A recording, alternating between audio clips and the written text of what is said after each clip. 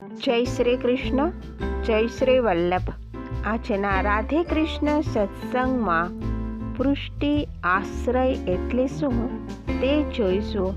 પણ તે પહેલાં આપ રાધે કૃષ્ણ સત્સંગમાં જોડાવા માગતા હોય તો લાઈક કરજો, શેર કરજો અને સબસ્ક્રાઈબ કરજો, જેથી કરીને આવતા નવા તમામ પ્રસંગો આપના સુધી પહોંચી શકે. વાલા વૈષ્ણવો, પ્રથમ તો આશરો શબ્દનો અર્થ થાય આશ્રય. શિક્ષાપત્રમાં વારંવાર શ્રી હરિરાય ચરણજી શ્રી વલ્લભ પ્રભુનો દ્રઢ આશરો કરવો એવી આજ્ઞા કરે છે. કવિ સુરદાસજી પણ આશરાના પદમાં દ્રઢઈન ચરણ કેરો ભરોસો આજ્ઞા કરે છે. શ્રી વલ્લભના ચરણ ગ્રહણ કેવી રીતે કરવા? તો એનો મર્મ છે સતત તાપ ભાવપૂર્વક શ્રી વલ્લભનું નામ સ્મરણ કરવું. એ જ આશરો કર્યો કહેવાય.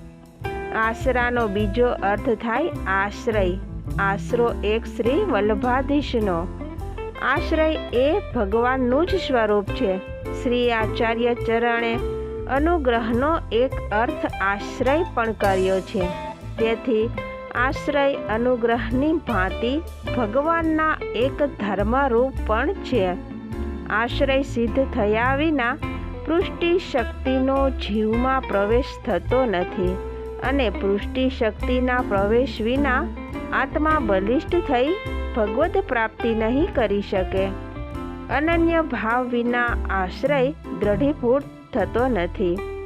એકમાત્ર શ્રી કૃષ્ણને શરણે જવાથી જ અનન્ય ભાવ સિદ્ધ થાય છે અને એ પ્રકારે અનન્યતાથી સર્વાત્મ ભાવની પ્રાપ્તિ થાય છે. પૃષ્ટિ મર્મના 10 મર્મ શ્રી હરિરાયજીએ બતાવ્યા છે. પહેલું, શ્રીમદાચાર્ય ચરણ કમલમાં દ્રઢ નિષ્ઠા રાખવી. બીજો મર્મ છે શ્રી કૃષ્ણ સેવા છે. તનુ વિતજા સેવાથી સેવ્યને તત્સુખ ભાવથી સેવવા અને માનસી દશા સુધી પહોંચવું એ જ સેવા છે. અને ત્રીજું છે લૌકિક વૈદિકનો ત્યાગ કરી પ્રભુને શરણે જવું. ચોથું છે દીનતા શ્રી મહાપ્રભુજી. પ્રભુ પ્રાપ્તિનું એકમાત્ર સાધન દીનતા. દૈન્યને જ ગણે છે. દૈન્ય પ્રાપ્તિથી જ પ્રભુ પ્રાપ્તિ પ્રસન્નતા સત્વરે થાય છે.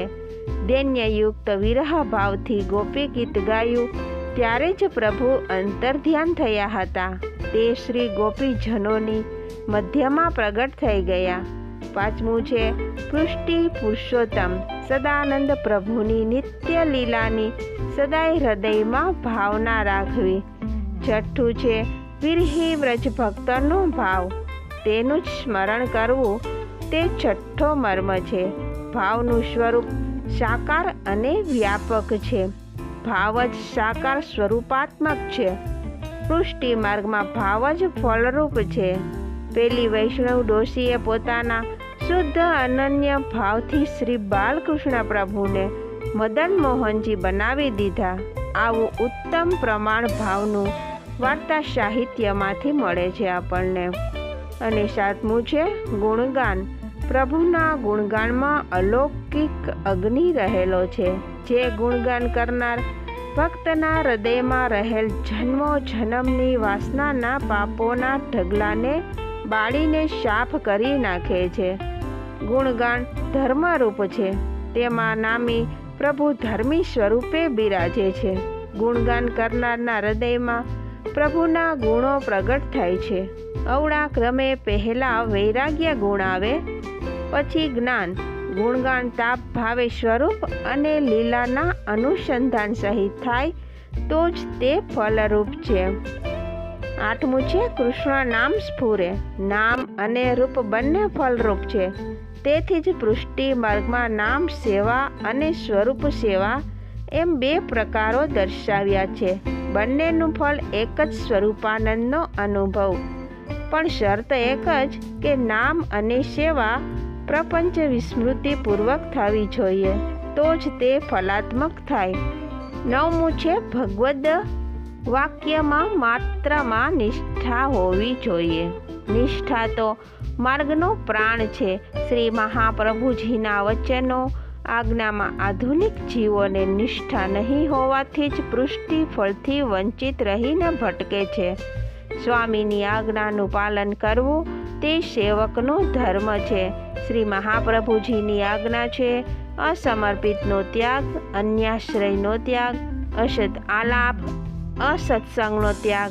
જીવ આ વચનો પાળે છે, જે આચાર આજ્ઞા માને છે, તે જ પૃષ્ટિ માર્ગીય વૈષ્ણવ છે. અને 10મું છે વિશ્વાસ. વિશ્વાસ એ ધર્મનો આત્મા છે. વિશ્વાસથી ધૂળની ચપટી ખાતા પણ રોગ મટી જાય છે. વિશ્વાસે વહાણ ચાલે છે.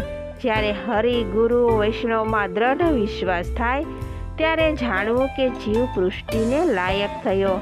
શ્રી મહાપ્રભુજીના ચરણ કમલનો દ્રઢ વિશ્વાસ રાખીને આશ્રય કરવો એ જ પૃષ્ટિ માર્ગમાં પ્રથમ કર્તવ્ય છે. તો આ સાથે જ આપણે આજના રાધે કૃષ્ણ સત્સંગને અહીં વિરામ આપીએ. ફરીથી મળીશું નવા જ પ્રસંગો સાથે. જય શ્રી કૃષ્ણ, જય શ્રી વલ્લભ.